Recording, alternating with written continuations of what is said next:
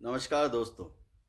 चलते चलते में मैं एक बार फिर डायबिटीज और उस पर फैले मिथकों पर बात करने के लिए आपके सामने हाजिर हूँ। आपको हमेशा से ही ये बताया गया है कि भूखे पेट शुगर 100 से 120 रहनी चाहिए और खाने के बाद 130 से 140 रहनी चाहिए।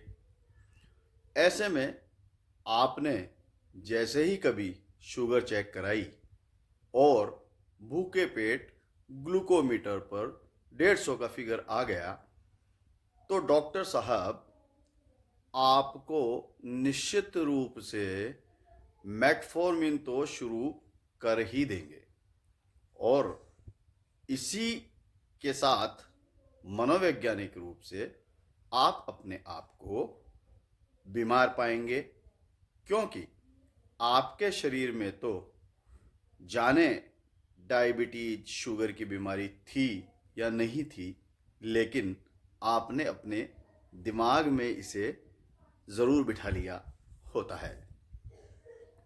अब सवाल ये उठता है कि क्या वाकई आप डायबिटिक हो गए हैं?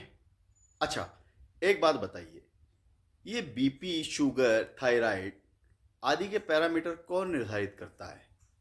जहाँ तक मेरी जानकारी है, ये पैरामीटर्स वैश्विक स्तर पर वर्ल्ड हेल्थ ऑर्गेनाइजेशन WHO या मेडिकल साइंस से जुड़ा WHO का कोई भी ब्रांच तय करता है। WHO पर कमांड अमेरिका की है। अब जिस अमेरिका में खाने पीने के लिए जलेबी, लड्डू, रसगुल्ले, गुलाब जामुन, गुड़ जैसी चीज़ें हैं ही नहीं, वहाँ तो शुगर का पैरामीटर 100 और 140 ही रहना है।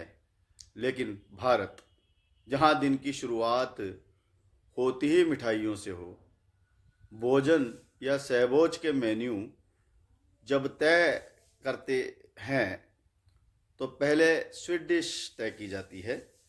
सुबह और शाम दोनों समय मिठाई ही मिठाई होती हो, वहाँ पर शुगर का पैरामीटर 100 और 140 कैसे फिट हो सकता है? इस स्थिति में भारत में सबसे अधिक डायबिटीज के पेशेंट आपको मिलेंगे। ये सही है कि भारत में अब शारीरिक श्रम में कमी आई है, इस वजह से शुगर लोगों की बढ़ी हुई आती है। ऐसे में इसे बिना किसी घबराहट के स्वीकार करना चाहिए। दरअसल अधिकांश जगह ग्लूकोमीटर से डायबिटीज चेक की जाती है।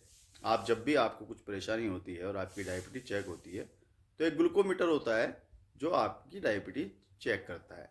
ये वक्तिक तौर पर उस दिन का ब्लड शुगर बताता है जो आपके उस दिन या एक दिन पहले के खान पान का परिणाम हो सकता है। लेकिन अधिकतर डॉक्टर उसी रेटिंग पर जो ग्लूकोमीटर में बताई गई है आपकी दवा की सलाह दे देते हैं, जो बाहरी इंसुलिन होता है। अब आपका शरीर जो अंदर इंसुलिन बना रहा है वह तो बना ही रहा है, लेकिन आपने ऊपर से बाहरी इंसुलिन और लेना शुरू कर दिया होता है। तो क्या परिणाम होगा? यही कि एक्स्ट्रा इंसुलिन आपके शरीर में जाएगा जो शरीर को कमज़ोर करना शुरू कर देगा। यही कारण है कि जो डायबिटीज स्पेशलिस्ट या अच्छे डॉक्टर हैं, जो जिनका नाम है, वे किसी नतीजे पर पहुंचने से पहले किसी भी पेशेंट की डायबिटीज को डायग्नोस करने से पहले आपकी HbA1c जांच करते हैं, जिसमें 3 महीने की एवरेज शुगर आती है। ये 7 से ऊपर हो तो आप डायबिटिक माने जा सकते हैं। यही एक जांच है जो आपको डायबिटीज़ है या नहीं ये तय करती है। फिर भी अगर आपकी डायबिटीज़ 7 तक आ गई है तो भी आपको घबराना नहीं है। यह बीमारी है और हम कुछ सावधानियां रखकर ठीक हो सकते हैं। शेष अगली कड़ी में बताऊंगा। तब तक के लिए राम राम। वीडियो को शेयर कर सकते हैं, इस वीडियो को शेयर आप कर सकते हैं ताकि लोग इस बीमारी के प्रति जागरूक हों और घबराहट उनके ऊपर हावी नहीं हो। डायबिटीज़ यदि उनके शरीर में है तो उनके मस्तिष्क तक, दिमाग में डायबिटीज़ नहीं होनी चाहिए। नमस्कार।